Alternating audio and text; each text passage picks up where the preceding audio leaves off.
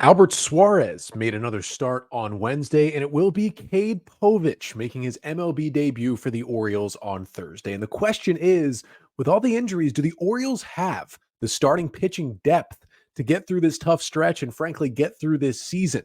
We'll talk about it, plus recap the Orioles' loss to the Blue Jays, coming up on this episode of the Locked On Orioles podcast.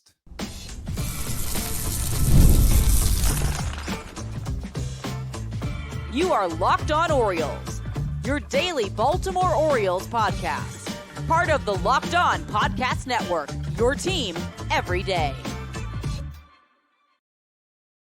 Hey there, Orioles fans. Today is Thursday, June 6th, 2024, and welcome back into the Locked On Orioles podcast, part of the Locked On Podcast Network, your team every day. As always, I'm your host, Connor Newcomb. And coming up on today's episode, we are going to recap the Orioles' 3-2 walk-off loss to the Toronto Blue Jays on Wednesday night. Get you the 5 things you need to know from that one, including another solid start from Albert Suarez, another big home run from Anthony Santander, and Ramon Urias just not letting Connor Newcomb take over his spot at this point. Then we will get into the, I would say, bigger news of the day from Wednesday, and that is that Cade Povich will be joining the Orioles in Toronto and making his major league debut starting Thursday's game, the series finale. We'll break down how good Povich has been in AAA and why this was the time for the Orioles to make the move. And finally, we'll talk a bit about the Orioles bringing back Julio Teheran on a minor league deal to provide some more starting pitching depth, because quite frankly, Dean Kramer IL, Tyler Wells out for the season, John Means out for the season, Kyle Bradish being pushed back. The O's depth has some questions right now.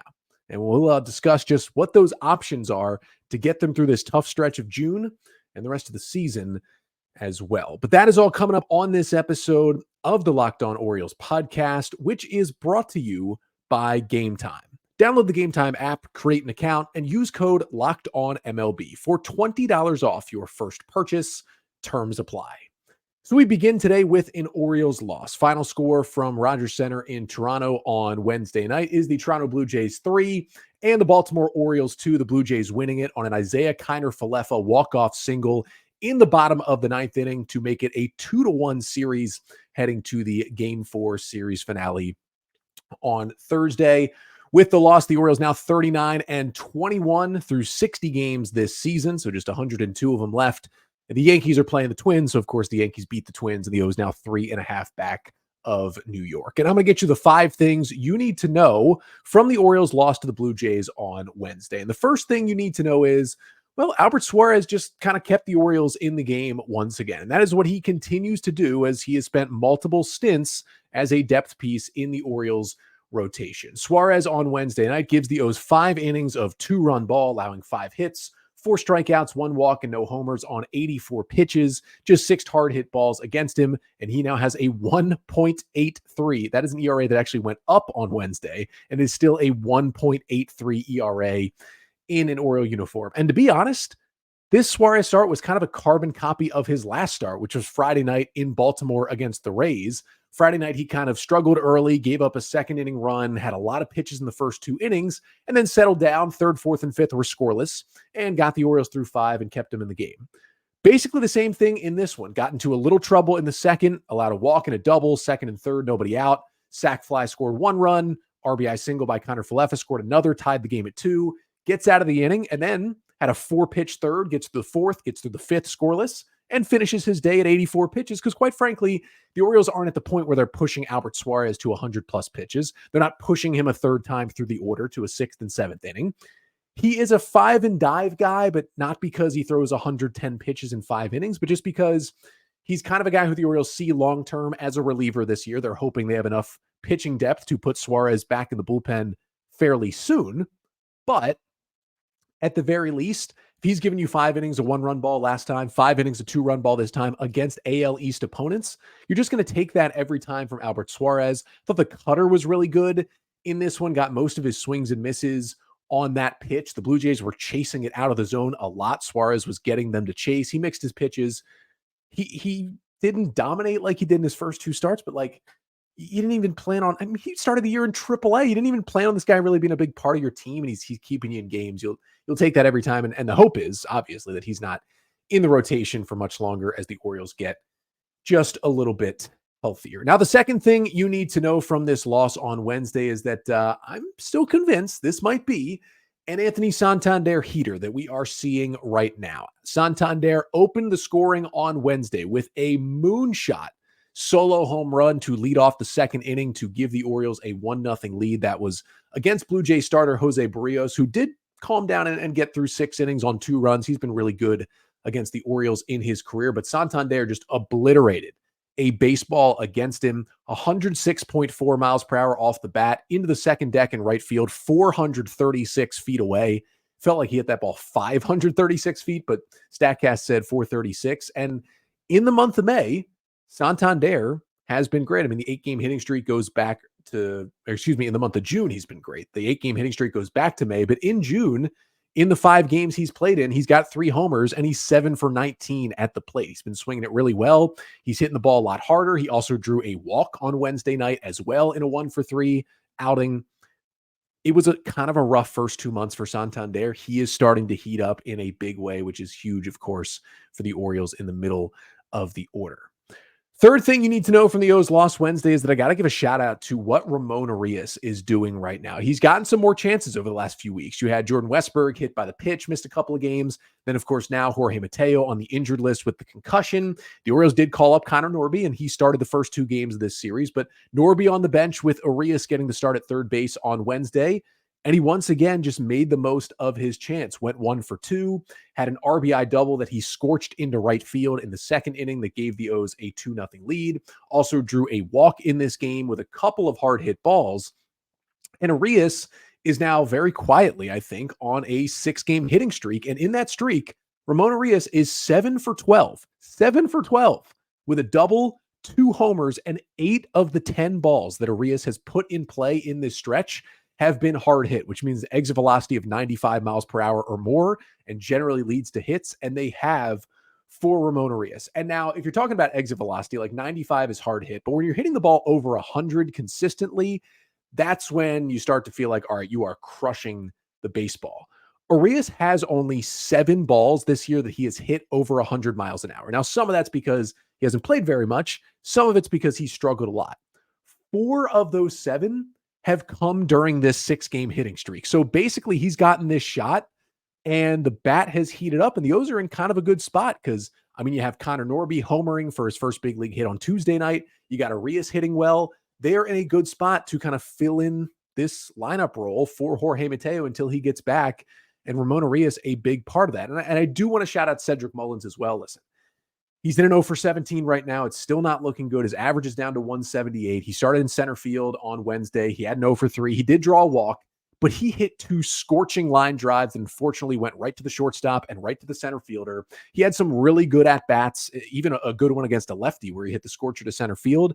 I think he's going to get out of it soon enough. He's been hitting the ball much harder over the past week or so when he's gotten his chances in the order. So maybe the Urias breakout is going to happen for Mullins here very soon. But the fourth thing you need to know from this loss is that, kind of similar to what Cedric Mullins did on Wednesday night, just kind of getting unlucky. It just felt like kind of an unlucky night for the Orioles offense. Like from the 5th inning on, they did have only 1 hit. You don't want to see that, but I just felt like the O's put up good at bats in this game. Like they only struck out twice while walking 3 times in 6 innings against Jose Barrios and getting 6 hits off of him. You're going to end up with more than 2 runs. The Orioles only struck out 5 times in this game. And the final strikeout, Cedric Mullins in the 9th inning against Jimmy Garcia, I mean, 2 of those 3 pitches were out of the strike zone that Mullins took, had been balls all night and were called strikes. I mean, really the only ones they earned were 4 strikeouts throughout the game. Like, it was pretty impressive by the O's. You add it to the fact that they drew 4 walks in this one as well. They didn't like mash the ball all over the yard all night, but they still had 11 hard hit balls in 9 innings. They were still squaring it up. It just felt like every time there was a good sound off the bat, the Orioles, attacked a pitch in the middle of the zone, hit it hard. It just didn't fall in for him. It was kind of an unfortunate night for the Orioles. There wasn't really a lot of chances to like cash in. They were only 1 for 4 with runners in scoring position. Like, they didn't get a lot of chances there. They had, the chance in the second where they did put up 2 runs. And then I believe it was in the 6th against Barrios. They got first and second with 1 out and went fly out and ground out to end the inning to keep it tied at 2. That was really the only other chance they had with guys on in this game. Otherwise, this was just kind of those games where it was like, you didn't look bad. Like nobody performed super poorly, pitchers or hitters. You just kind of lose sometimes. Games like this happen, especially over a 162 game season where you can't really pinpoint like what exactly went wrong, but the Orioles still lost. And that's the fifth and final thing that you need to know from the Orioles 3-2 walk-off loss to the Blue Jays on Wednesday night is that the bullpen was good too. Like they got a good start from Suarez. They got good relief pitching. And while you'd like more from the offense than 2 runs, this Orioles offense statistically has been number 1 in basically every offensive category since the end of the sweep in St. Louis a couple of weeks ago. They are now 10-3 in the 13 games since then, and they've been the best offense in baseball in those 13 games. And they got a little unlucky to only score 2 runs on Wednesday. And you're just like, you lose a game, you move on and try to win a series the next day. But the bullpen was good. They came in the 6th. Jacob Webb got himself into a little jam, then got a big strikeout to escape it. Danny Coulombe was good as usual with a 1-2-3 7th. Yennier Cano looked as good as he has in a long time with a 1-2-3 8th with a couple of strikeouts. I mean, he was like looking like early 2023 filthy Cano. That's how good he was on Wednesday night. And then the O's go to Craig Kimbrell in a 2-2 game in the bottom of the 9th. And Kimbrell has been great lately. And he allows a bloop leadoff single to Justin Turner after getting ahead 0-2, kind of unlucky on that one. It's the first hit that Kimbrell had allowed in his last 9 appearances out of the Oriole bullpen. Like, he's just been great lately. And we know Kimbrell doesn't hold runners well, but Kevin Biggio came in to pinch run at first base, and he had him picked off. Mountcastle just couldn't catch the ball. It rolls away. Biggio goes to second. Then a fly ball. He tags up and goes to third. And then Kiner-Falefa gets the walk-off single. But realistically, I mean, you have a runner on third and 1 out, tie game in the bottom of the 9th. You have Isaiah Kiner-Falefa at the plate, who's kind of a spray bloop hitter. So the outfield, is playing way in. Because Kiner-Falefa doesn't hit a lot of homers, doesn't hit a lot of gappers. What he does do is flick balls the other way. And what you don't want is for him to drop in a bloop single in front of you to win the game. So the outfield's playing in, and he just hits one over Kyle Stowers' head. Now, even if Stowers was playing back and he catches it, it's still an easy sac fly. There was 1 out, and the Blue Jays win the game. But that second hit against Kimbrell, it's like, if Stowers is playing regular depth, it's probably just a fly out. So he gives up really the 1 hit that was earned against him, and that was a blooper. And it wasn't even an earned run because the pickoff error was against Ryan Mountcastle that allowed the guy to get to second and then eventually score. And I thought Kimbrell, still looked good. He didn't really throw his curveball, but the fastball, he located it fairly well, and he had good velocity. There have been concerning outings from Craig Kimbrell this year. That, to me, was not one of them. That was the game of baseball right there. And the Orioles bullpen has been great lately. Only 2 earned runs allowed by the Oriole bullpen in the last 7 games. And that includes the game on Saturday when the bullpen went 6 1/3 scoreless after Kyle Bradish didn't even escape the 3rd inning. So they've been great lately, and they were pretty good in this game as well. Again, it's just one of those games where you look around and you're like, there's not really a scapegoat. They just lost a baseball game. You move on. It is what it is. But the Orioles did still get a solid start from Albert Suarez. And Suarez is one of these guys right now that you're like, he's the pitching depth. Can he hold up? Are there other options? Well, the Orioles are going to get to see one of their other options for the first time here on Thursday. As we learned on Wednesday night that Cade Povich is in Toronto and will be making his major league debut starting on the mound for the O's on Thursday. I'll get you the scouting report. Who is Cade Povich and what can we expect from him? That is coming up next.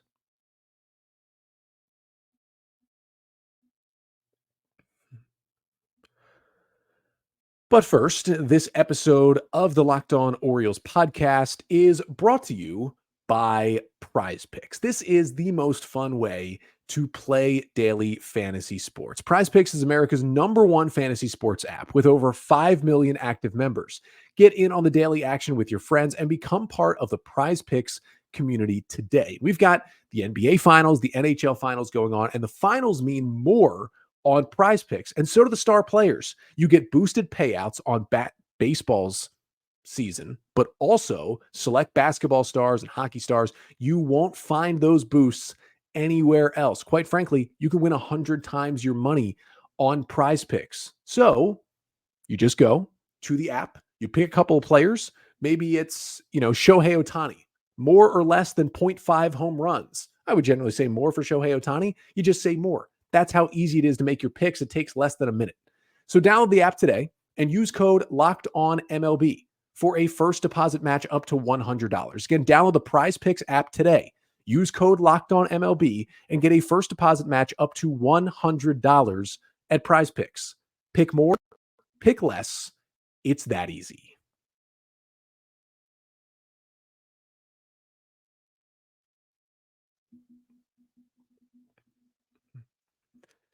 So the Orioles fell to the Blue Jays on Wednesday night. They will have the finale of the series, looking for a series W here on Thursday afternoon. And they're going to get a boost as they will see another major league debut in this game. And that is the left-hander Cade Povich. First reported by Rock Kabatko of Masson that Povich was flying to Toronto on Wednesday to join the Orioles taxi squad. And when we said that, we were about 95% sure that it probably means Povich is going to start Thursday's game. And that is what Brandon Hyde did announce after Wednesday's loss.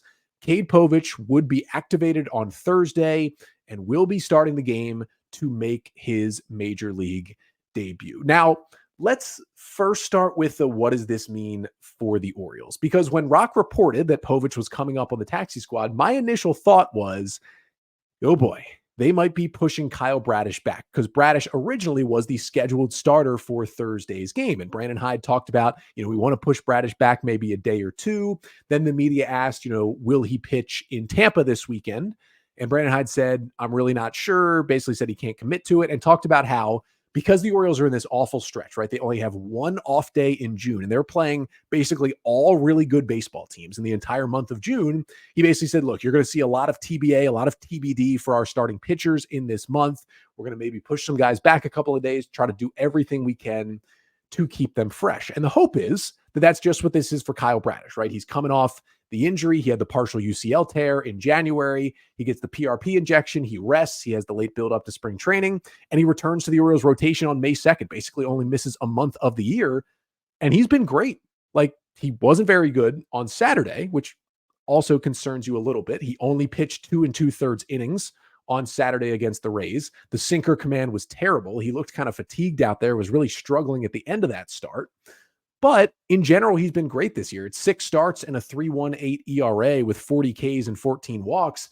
But if you take out the somewhat of a disaster that was Saturday, 2 2/3, 5 runs, he had a 1.75 ERA in his first 5 starts of the season, including his last time out before Saturday. He threw 7 no-hit innings in Chicago against the White Sox. So Bradish has just, despite the injury, picked up right where he left off from his amazing 2023 season when he finished 4th in AL Cy Young voting. So you hope this is just the Orioles trying to give Bradish a couple of more days, and you hope that, yes, eventually he does pitch in one of the games this weekend in Tampa Bay, but you just never know. And with the injury already popping up this season, you start to worry. With the O's having 3 pitchers on the injured list, Wells and Means done for the year, Kramer still on the IL, Orioles hoping to have him back, Elias said, before the end of June, so hopefully in the next couple of weeks.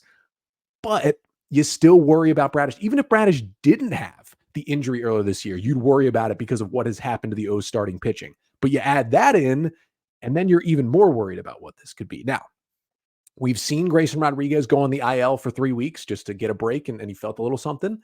This feels like it's something similar that's happened to Dean Kramer. Now, Dean has already been out for longer than Grayson was, but the Orioles are confident they're going to get him back soon, so it feels like the same thing happening for Kramer. Maybe they're going to do the same thing with Kyle Bradish here, but you're starting to lose some options here, and hopefully he'll be okay, and it is just pushing him back a couple of days. Now, in terms of Cade Povich, that is the exciting side of the equation here. He is a top 10 prospect in the Orioles system. I think most would argue he is the top pitching prospect in the system right now. I personally think Chase McDermott is a little bit better and would rank Povich number 2 along with pitching prospects in the system, but a lot of people have him number 1. At one point last year, ESPN had Povich ranked the number 54 ranked prospect in all of baseball. He's been more of a fringe top 100 guy for other outlets, but he's been really, really good this year. 24-year-old left-handed pitcher. Who is Cade Povich? Well, he was drafted by the Twins in the 3rd round in 2021 out of Nebraska, and then was traded to the Orioles as one of the 4 pitchers that came to Baltimore in the Jorge Lopez deal back at the 2022 trade deadline. Now, he made it to AAA in the second half of last season and had some solid numbers, but had a lot of issues with walks. Came back to AAA Norfolk this year. The walks have gone down and the stuff has gotten much better. Povich has made 11 starts in AAA Norfolk this season, has a 3.18 ERA in 56 and 2/3 innings. A 33% strikeout rate is great, and a 9% walk rate. You like it a tiny bit lower, but it's pretty solid as well. Now, he is coming off his worst start of the season in AAA. That was back on May 31st. He gave up 6 runs over 3 innings against the Braves AAA affiliate, but otherwise has been great this year. And he was scheduled to start Thursday for Norfolk. So he's on regular rest. He would have started Thursday wherever he was. So that's good to know that they're not really messing with his routine, besides, of course, flying from Norfolk to Toronto. Now, in terms of what Povich throws, it is a 5-pitch mix for the lanky left-hander. 4-seam fastball, changeup, cutter, curveball, and sweeper. Now, in terms of kind of how he mixes and matches those couple of pitches, the fastball offering, he throws it about 44% of the time. It sits at about 92 miles an hour. He can run it up to 93 and 94 when he needs to, but the pitch plays up, right? It has that deception. It has that good spin rate. It has kind of that rising effect at times, and he loves to go to that pitch. And it's surprising, he's got a lot of pitches, but when he needs a swing and miss, especially against a right-handed hitter, Povich goes to the 4-seam fastball. And you might say, he's only throwing it at 92. Why is he throwing it so much? Well, it works.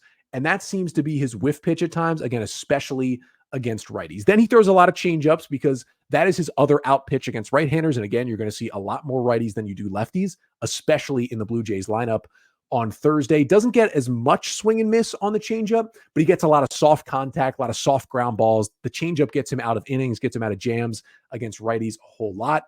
Then there is the cutter. He throws it to both lefties and righties. He likes to jam right-handers with that cutter. It's a pitch that kind of intrigues me. It's got a 30% whiff rate on it. It does get hit harder on average than any of his other pitches. He throws it on average about 88 miles an hour, so just a couple of ticks down from his 4-seam fastball. He gives up more homers, more extra base hits on that pitch, but it's kind of an interesting wrinkle that he can throw in there at times. Then there is the big curveball.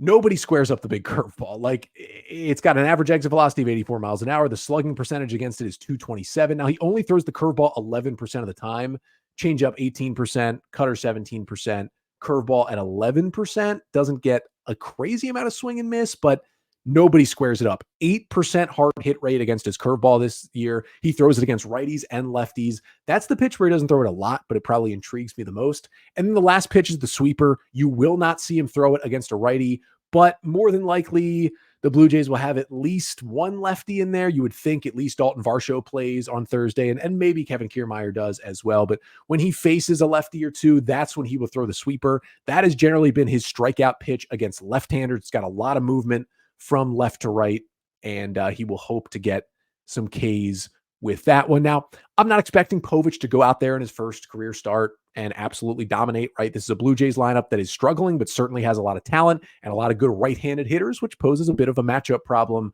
for Cade Povich. And he's 24 years old, and he's moved fairly quickly through the minor league system to get to the O's rotation. And there will be some bumps in the road, and we don't even know if this is going to be to stick. This could theoretically be a spot start. Like, the Orioles could bring him up and send him right back down to AAA Norfolk after the game. This could be purely about, giving Kyle Bradish a couple more days off and pushing him back to maybe Saturday or Sunday in Tampa. You still have your 5-man rotation. You just bring up Povich to give everybody else like one day. It could even be just you push everybody back one day because the O's don't have an off day for a while. And in terms of the roster move, I think we all know what's coming. More than likely, it'll be Nick Vespi option back to AAA to make room for Povich here. Aiken and Tate are the other two guys with options that could go, but it will probably be Nick Vespi.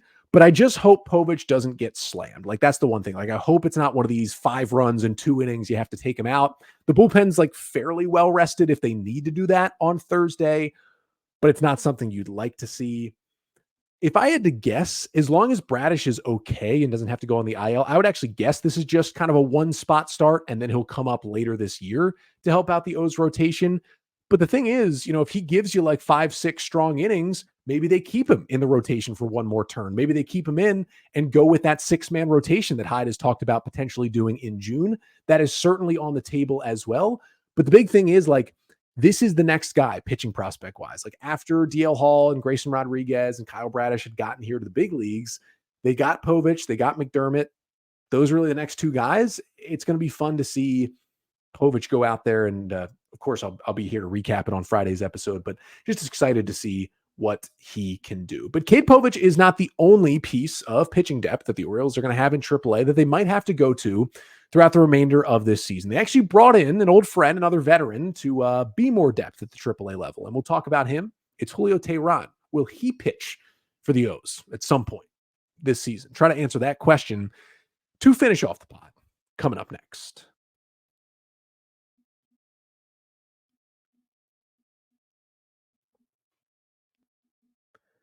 But first, this episode of the Locked On Orioles podcast is also brought to you by Game Time, my favorite place to buy Orioles tickets. And Game Time is an authorized ticket marketplace of Major League Baseball, which makes getting tickets faster and easier. Prices on the Game Time app, they actually go down the closer it gets to first pitch. In Game Time, they have these killer last-minute deals. They've got all-in prices, views from your seat, and they've got their lowest price guarantee. So Game Time takes the guesswork out of buying MLB tickets. Now, I'm looking at next week. I mean, what a week of Orioles baseball. You got the Braves and the Phillies coming into town, two teams that the O's could potentially see in the World Series this year. Those are going to be some fun matchups. I'm maybe going to get tickets to a couple of those games on the Game Time app. And the best part about it, they've got these flash deals where you save like very close to the game buying the tickets. The last minute deals as well. You can save up to 60% off buying last minute Orioles tickets. So take the guesswork out of buying MLB tickets with Game Time. Download the Game Time app, create an account, and use code LOCKEDONMLB for $20 off your first purchase. Terms apply. Again, create an account and redeem code LOCKEDONMLB. That is LOCKEDONMLB for $20 off. Download Game Time today. Last minute tickets, lowest price, guaranteed.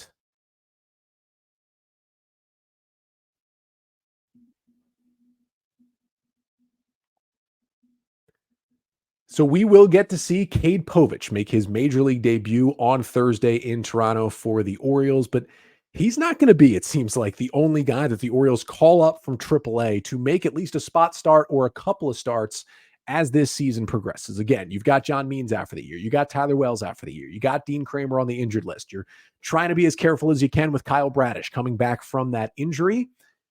And they brought in another guy who can give them some depth. That is Julio Teheran, who the Orioles re-signed to a minor league deal earlier this week. Now, Julio Teheran opted out of his minor league deal with the Cubs back on June 1st, became a free agent, and the Orioles scooped him up. And the O's are just bringing him in as depth. He's on a minor league deal. He will report to AAA Norfolk. He'll join their starting rotation. At this point, he'll take Cade Povich's spot, but there's kind of another open spot because they did trade Garrett Stallings, but Brandon Young got called up to take his spot from AA. And now they're kind of giving starts to Tucker Davidson. I don't think long-term they think Davidson is a starter. So Teheran can also take that start or that spot in the Norfolk rotation.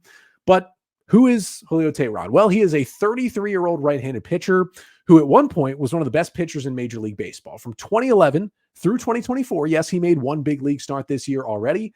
He has made 248 MLB starts with the Braves, Angels, Tigers, Brewers, and Mets. He was an all-star in 2014 and 16 with the Braves. I think he started 5 or 6 consecutive opening days for Atlanta, but then he started to falter a little bit in like 2019 and 2020. And in 2021, he had a pretty big shoulder injury and just was not the same pitcher after that. Couldn't find a major league job, pitched an independent ball, pitched in the Mexican League for a couple years before finally in 2023, the Brewers brought him in on a minor league deal. And when they had some pitching injuries last year, called him up to the big leagues. And Julio Teheran in 71 2/3 innings for a Milwaukee team that made the playoffs last year. He posted a 4.40 ERA with 50 strikeouts and 13 walks. Like, he threw strikes. He kept him in games as their number 5 starter for a stint. And they would take that. And the Orioles would take that as well if they need to use him this year. Now, the reason I mentioned they brought back Teheran, he's an old friend, is that the Orioles actually had Julio Teheran in spring training. The O's signed Teheran to a minor league deal in the offseason, brought him into spring training because they had Means and Bradish injured and knew neither of those guys were going to make the opening day roster. Teheran fought for a roster spot, but did not get a rotation spot. And because of that, he decided to opt out of his minor league deal instead of going to AAA Norfolk and become a free agent. Now, the Mets gave him a major league contract right after that, so it was a good decision by Teheran. The Mets gave him one start. It didn't go well. 4 runs, 6 hits over 2 2/3, 3 Ks, 2 walks, and a homer. The Mets released him. He was signed by the Cubs on a minor league deal. He made 8 starts with the Cubs in AAA, 33 innings, and had an 8.82 ERA. Now, 37 Ks to 11 walks. That's pretty good. 48 hits and 8 homers in 8 starts. Not very good. So we will see what Teheran can give the Orioles. Now, the nice part is they didn't sign him to a major league deal, and they didn't immediately call him up to make this spot start on Thursday. They went with Cade Povich instead. So it's not like the O's are bringing in to be like, you are our savior, you are our 5th starter, figure it out. Now, he may come up at some point. The O's, there's a reason why they brought him in spring training and brought him in again here in June. They like him as depth, and at some point in June or later this year, if the O's need a start or two, I don't think they would mind calling up Teheran, saying, hey, give us 5 innings of solid ball twice, and then we don't need you. They won't mind DFAing him at some point, and he goes to another team. Like he could help the O's at some point, or he just stays as solid depth in North. Now, what does he throw? Well, since the shoulder injury, he doesn't throw very hard. He's kind of dropped his arm angle. He throws a sinker at 90 miles an hour, a cutter at 87, a curveball at 76, and a changeup at 82 miles an hour. Basically just hunting soft contact and ground balls at this point. 46% hard hit rate against him in AAA this year. Not very good. The pitch that I like that he throws is the curveball. Only uses it 20% of the time, but has a 45% whiff rate, which is really elite. And his changeup, you can get some soft contact with that one as well. He's just trying to throw junk in the kitchen sink at you and get through 5 innings at the major league level. If the Orioles do call him back up again, I could see them giving him a start or two if they need it, but they're not going to rely on Teheran, and they hope that, Kramer comes back healthy. Suarez helps him. Maybe Povich breaks out on the scene, and they don't need Julio Teheran, but that's kind of the last thing here, right? Like, do the Orioles have the pitching depth? They've got one off day in June. They play a lot of good teams. They're going to use Povich. They might need to use Julio Teheran. They might need to call on Chase McDermott, the right-hander who's been really good in AAA as well, to come up and make a start. Heck, they might need to, when Bruce Zimmerman comes back from his injury, like, hey, Bruce, can you just give us one start to get us through June? Like, those things might happen for the Orioles. And it's not going to be ideal, but I think at this point, they have enough depth to get through June. Now, the question becomes, how healthy is Kramer? How healthy is Bradish? How good is a guy like Povich? We have to answer those questions first before we definitively say the Orioles need a good starter at the trade deadline. Now, they're going to be making phone calls, and I still think at this point they should at least be looking into getting a starting pitcher. But I want to see how Povich does. And that's the nice part here. Like, you have some time. You're calling up Povich. Maybe you give Teheran a chance. Maybe you give McDermott a chance. And you let these guys, figure it out, get 3-4 starts each to see, okay, can they be the answer instead of going out and trading for someone? You also have the time to let Bradish get healthier, let Kramer get healthy, and see if you can trust them down the stretch. I think ultimately the Orioles will make a trade to acquire a reliever and a starter at the trade deadline. There's just been too many injury woes for their pitching to not do that. But Povich, if he pitches well enough and sticks around, and he could stop the O's from doing that if he becomes a really good number 5 starter behind all these guys, and then Albert Suarez is just really good starting depth, they could be still in a good spot. Now, I'm not going to put all the eggs in the first start basket. Even if Povich struggles here on Thursday, it's not the end of the world. It doesn't mean he won't help the Orioles this year, but I'm very intrigued to see what he looks like in his major league debut on Thursday. But that'll do it for today's episode. Thank you so much for tuning in. Of course, before we go, got to tell you about the giveaway that's going on here on the Locked On Orioles podcast this week, to thank you all for getting me over 7,000 subscribers on the Locked On Orioles YouTube channel. Now we are giving a giveaway. And the giveaway is you would be winning. Here you see the Great Eights t-shirt designed by my guy, Chris Rulli, the Great Eights t-shirt. If you don't win the t-shirt for free, which shows Cal Ripken Jr., Alex Ovechkin, and Lamar Jackson, the Great Eights, it's got on the front, if you can see it right there, doing a great job of modeling this right now, the Maryland flag number 8 on the front. Now, if you win, it won't be the t-shirt. You actually get the hoodie, which I think is even better than a t-shirt. But if you don't win, you can still go to route1apparel.com and buy one of the Great 8 shirts or hoodies or other gear for yourself as well. But if you do want to enter the contest to win, you got to do 2 things. Number 1, you have to be subscribed or go and subscribe to the Locked On Orioles YouTube page. And number 2, leave a comment on either today's episode or any episode this week, just giving me your honest feedback on the podcast, what you like, what you don't like, how long you've been listening, watching, whatever it is. I want to know your feedback. You are the people that make this happen truly. And I want to improve this show for you all, the listeners and the viewers. So leave that honest feedback. Subscribe to the podcast on YouTube. If you do that by midnight on Friday, you'll be entered to win the grade 8 sweatshirt. I will draw the winner over the weekend and announce the winner coming up on Monday's episode. So make sure you enter that giveaway. But either way, I will be back on Friday, of course, recapping Cade Povich's MLB debut in the series finale between the O's and the Blue Jays. Orioles going for the series sweep.